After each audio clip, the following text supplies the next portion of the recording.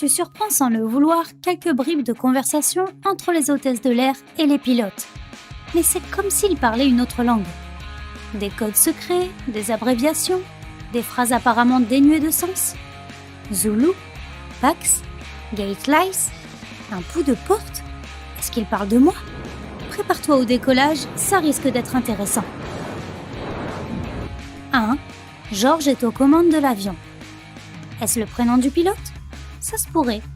Mais dans le cas présent, c'est le surnom donné au système de pilotage automatique de l'avion. Donc il ne s'appelle pas Otto ?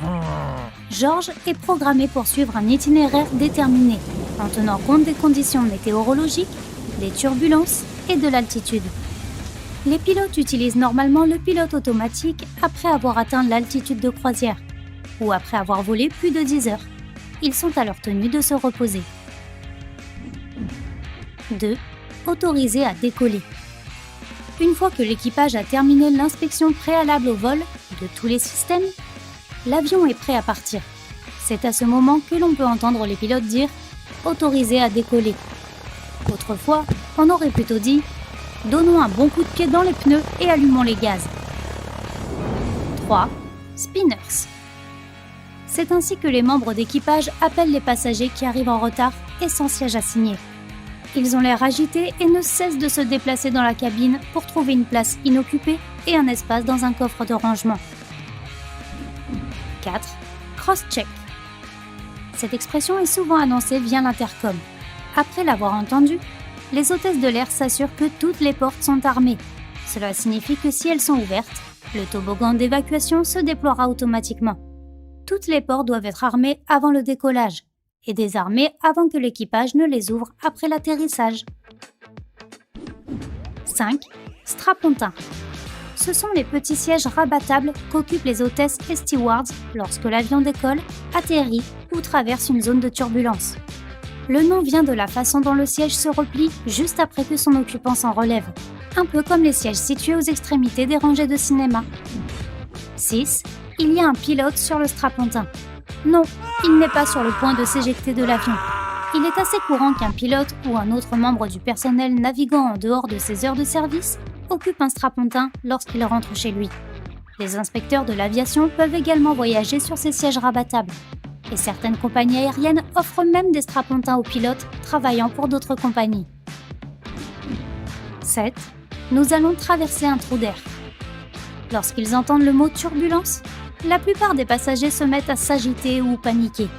C'est pourquoi les membres d'équipage évitent de prononcer ce mot lorsqu'ils communiquent entre eux.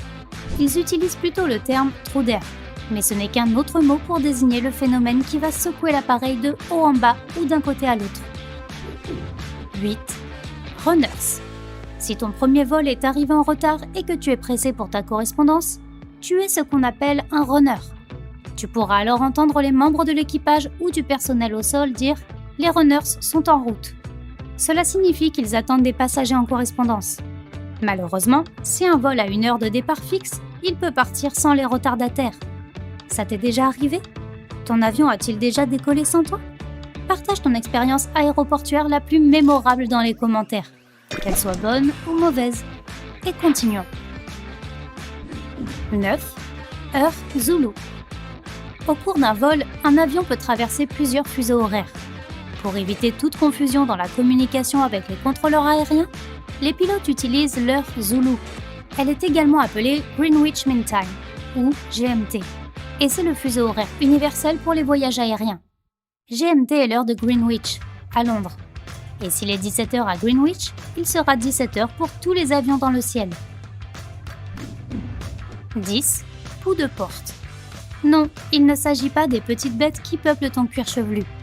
Le personnel au sol et le personnel navigant appellent pouls de porte les passagers qui commencent à s'entasser devant leur porte bien avant l'annonce de l'embarquement. Ils cherchent à embarquer le plus rapidement possible et à se garantir ainsi de la place dans les compartiments à bagages. Essaie de ne pas en faire partie, ça complique beaucoup le travail du personnel. 11. Pampan. Les pilotes utilisent ce terme dans leur communication avec les contrôleurs aériens. C'est le signal que quelque chose s'est mal passé pendant le vol et que l'équipage du cockpit a besoin d'une attention immédiate. Lorsque d'autres pilotes qui utilisent la même fréquence radio entendent ce signal, ils arrêtent toute communication et laissent le pilote Pampan faire passer son message. 12. 3, Forward, 5, Niner. Et maintenant, une petite leçon d'anglais de pilote. 3 signifie 3, Forward signifie 4, 5 signifie 5 et Niner signifie 9. Non, le commandant de bord n'a pas un marshmallow dans la bouche. Cette prononciation permet d'éviter les erreurs de communication radio et la confusion causée par des chiffres et des mots de la même consonance. 13. Red Eye. Un red eye est un vol de nuit. Si certaines hôtesses de l'air ont du mal à garder les yeux ouverts, d'autres préfèrent les vols de nuit car presque tous les passagers sont endormis. 14. Pink Eye. On ne parle pas d'une conjonctivite, mais d'un vol qui a lieu un peu plus tôt que le red eye. Il arrive assez tard dans la soirée, mais généralement pas plus tard que minuit. 15. Pax. Si tu entends un steward ou une hôtesse dire « Nous avons 130 pax à bord », il s'agit de passagers. Et s'ils veulent se référer à un passager en particulier, les agents de bord utiliseront probablement le numéro de son siège. Par exemple, 22 Charlie ou 18 Alpha.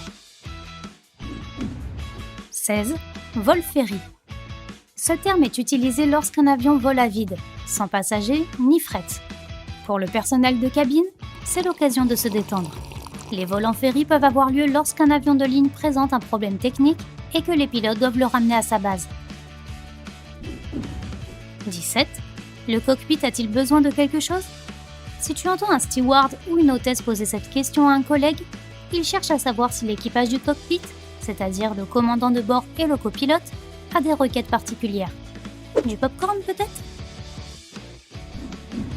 18. Roger and Wilco. Dans l'argot de l'aviation, Roger signifie message reçu. Mais cela ne signifie pas que le pilote se conformera au message. Wilco, en revanche, est une forme abréviée de Will Comply, qui signifie « je m'y conforme ». En d'autres termes, le pilote a compris les instructions et il compte les suivre. 19. Carillon. Les carillons sont les sons que tu peux entendre tout au long du vol. Ils peuvent signifier des tas de choses différentes, d'une urgence à l'initiative du pilote à un passager qui appuie sur le bouton de service. Les agents de bord parviennent à en distinguer la signification car toutes les tonalités sont différentes. 20. Niveau de vol. C'est juste une autre façon d'indiquer l'altitude de l'appareil. Il suffit d'ajouter 2 zéros au chiffre exprimé et tu obtiendras le nombre exact.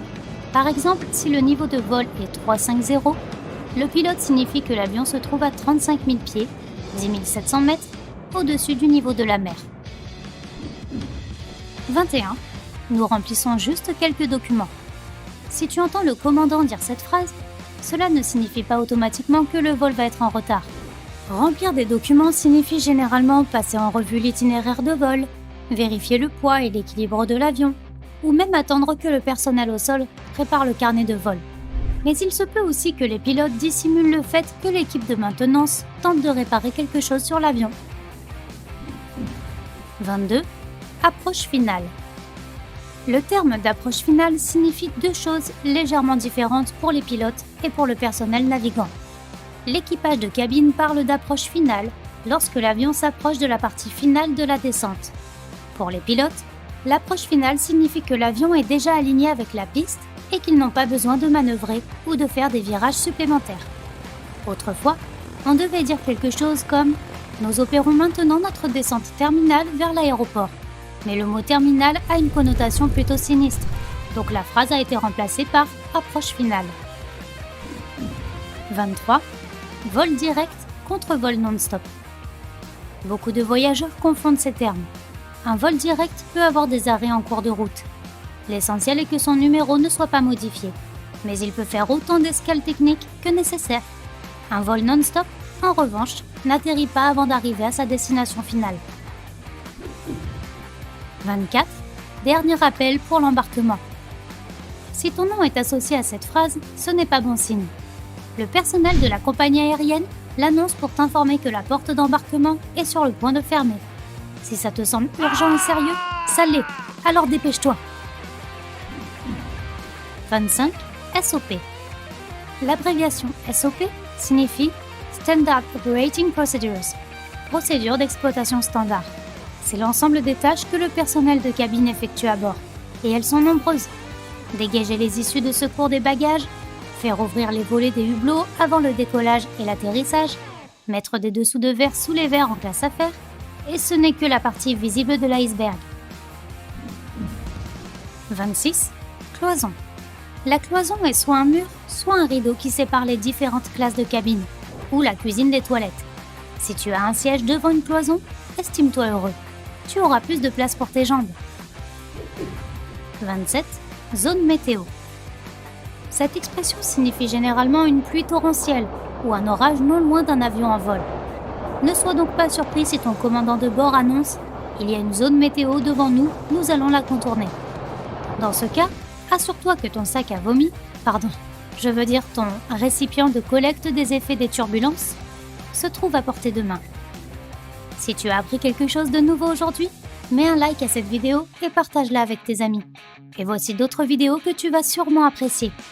Clique sur celle de gauche ou de droite et reste du côté sympa de la vie.